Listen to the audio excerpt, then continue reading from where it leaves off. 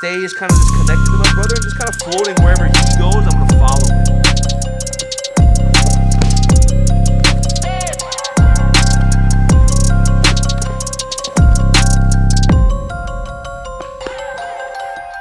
Aloha guys, welcome to season 2 of Perfect the Craft. I'm Andy Hung from Dojo Outfitters, and today we're with my favorite uke. Mustache Lou. Damn, that was a good one. And we're gonna go over a hangman choke from half guard bottom, and it looks like this. So we're gonna start. I'm in a half guard here, specifically a knee shield half guard, right? And in this position, my half guard is alive. So as my brother moves, right, I'm also gonna move with my brother, right? He tries to move, I'm connected to him. So for this half guard, we have to think about this entire half guard device being alive, right? It has to move around with my opponent. So what helps is, I wanna make sure that this shield knee stays kind of just connected to my brother and just kind of floating wherever he goes, I'm gonna follow him, okay? I'm gonna stay connected to him, I'm gonna move around with him, okay?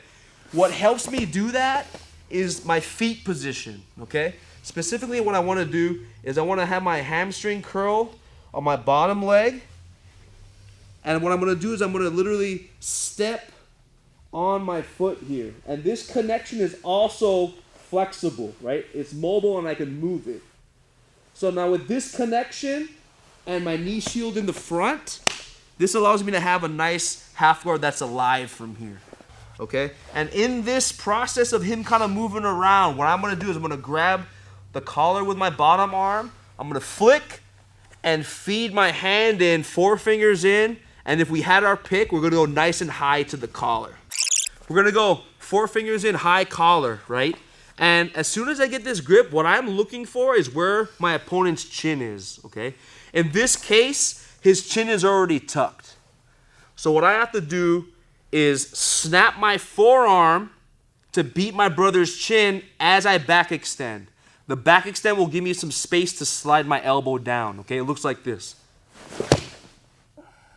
And in that brief exchange, my brother's chin slipped over my forearm, and this is gonna make our choke way more effective, okay?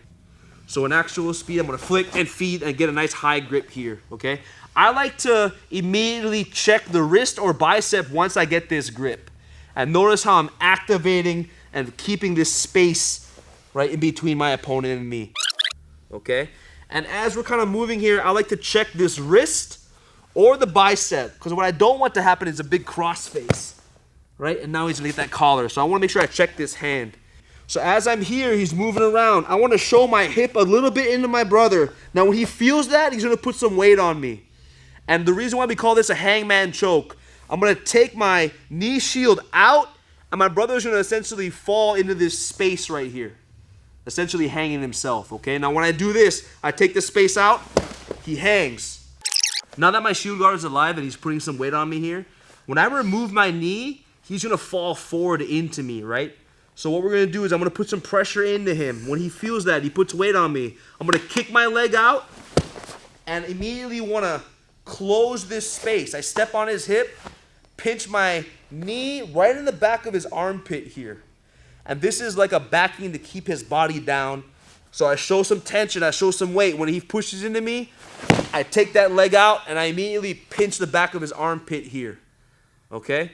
Now what I wanna do is I wanna come from behind. I don't just wanna grab the trap. I wanna rake the gi and collect the material here for a nice beefy grip, okay? Now I'm ready to close the choke. My elbow is gonna swing to my brother's belt as my temple locks into his temple.